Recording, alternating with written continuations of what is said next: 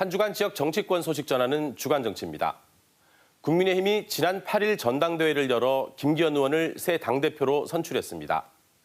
김기현 대표가 선거 운동 기간 외쳤던 구호 중 하나가 연포탕이었죠. 연대와 포용, 탕평을 통해 내년 총선을 승리로 이끌겠다는 건데 김기현 대표의 첫 당직 인선을 보면 과연 연포탕이 맞는지 의심스럽습니다.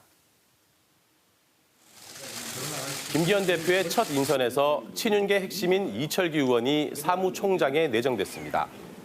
전략기획부총장에 박성민 의원, 조직부총장에 배현진 의원 등 내년 총선과 관련된 핵심 당직을 모두 친윤계 의원들이 차지했는데요.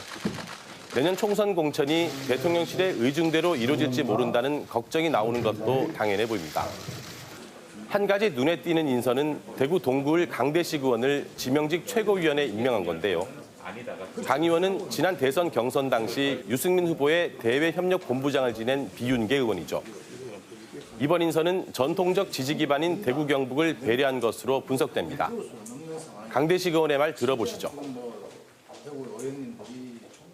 많이 부족하지만은 우리 대구의 어떤 현안 문제들이라든가 대구의 또 시민들의 정서라든지 이런 부분을 지도부에 좀 잘 전달하는 가교 역할을 최선에 다해야겠다 이런 말씀을 드릴게요. 득표율 1위로 당선된 김재현 최고위원과 깜짝 발탁된 강대식 최고위원까지 대구 경북 출신 정치인 2명이 국민의힘 지도부에 입성하게 됐는데요. 공천 학살, 낙하산 공천 등 총선 때마다 터져 나왔던 말들을 이번에는 듣지 않아도 될까요? 지역 정치권에서는 그러나 내년에도 현역 의원 대폭 물갈이를 기정사실화하는 분위기인데요.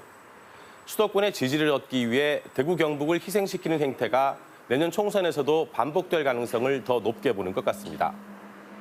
이에 대해 강대식 최고위원에게 물었더니 총선까지 아직 시간이 많이 남았다며 심사숙고해서 다음에 대답하겠다고 즉답을 피했습니다. 강대식 의원은 물론 선거운동 기간 내내 영남권 공천학살의 악순환을 끊겠다고 외쳤던 김재현 최고위원이 어떤 역할을 할지도 지켜봐야겠습니다. 그런데 변수가 하나 있습니다. 선거제도 개편인데요. 여야가 오는 23일 열리는 국회 본회의에서 선거제 개편을 위한 전원위원회를 구성하기로 합의했습니다. 오는 17일까지 선거법 개정안 초안을 마련한 뒤 23일 국회의원 전원이 참여하는 전원위원회 구성을 의결하겠다는 겁니다.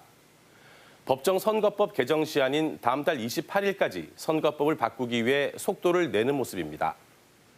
정치권에서도 이번에는 가능성이 높다는 분석을 심심찮게 들을 수 있습니다.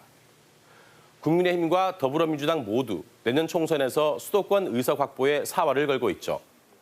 현행 소선거구제에서는 당선 아니면 낙선이지만 중대선거구제가 도입되면 서로 불리할 게 없다는 판단을 하는지도 모르겠습니다. 그래서 정의당과 진보당 등 군소진보정당들은 중대선거구제는 거대 양당의 나눠먹기라며 비례대표제 확대와 개편을 지속적으로 요구하고 있죠. 선거구제 개편에 대해 여러 방안들이 국회 안팎에서 논의되고 있는데 앞으로 어떻게 논의가 진행되고 어떤 결론을 내릴지 주목됩니다. 주간정치였습니다.